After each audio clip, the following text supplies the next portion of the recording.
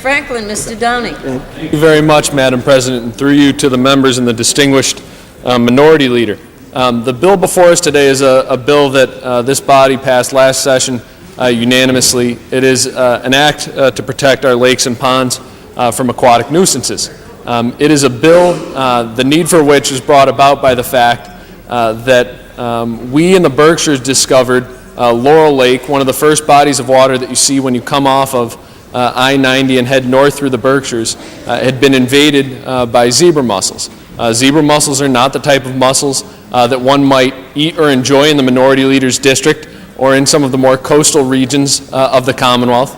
Rather, they are an invasive species brought over first from Russia to the Great Lakes and from the Great Lakes to the Northeast, where they have invaded some of our lakes and ponds, and in so doing they have limited the recreational opportunities that the citizens of the Commonwealth and the greater region can enjoy. They have brought down property values in some areas because they clog up some of our infrastructure, and they also have no known predators. So the only way to deal with these aquatic nuisances is to contain them.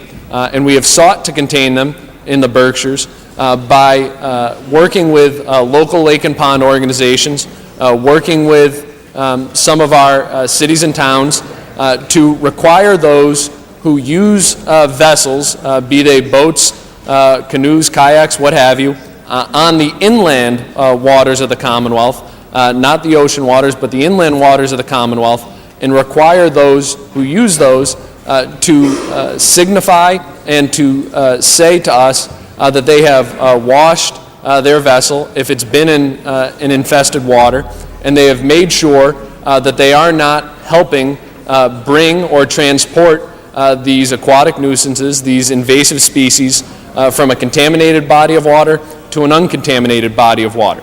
How would this legislation do it? It would do it first by defining aquatic nuisance. It would do it second by making sure that our environmental police officers have the incentives behind their enforcement actions.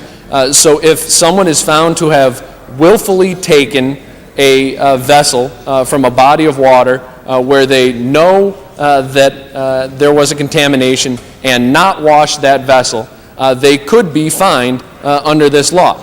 Under this law, the first time you would not be fined. You would be given a notification and you could be fined the second time. So it's making sure that we have the proper punishment in place if someone doesn't responsibly use those bodies of water in the Commonwealth. We want to make sure that the individuals who use them recognize their own individual responsibility, and that we as a Commonwealth recognize our generational responsibility to preserve and protect those lakes and ponds.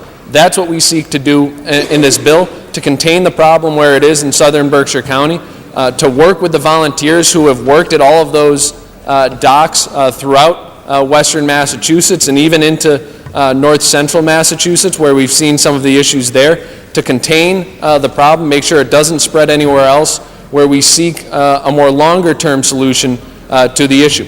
So I hope that answers the minority leader's questions, and I thank him and his party and all my colleagues for their support on this matter.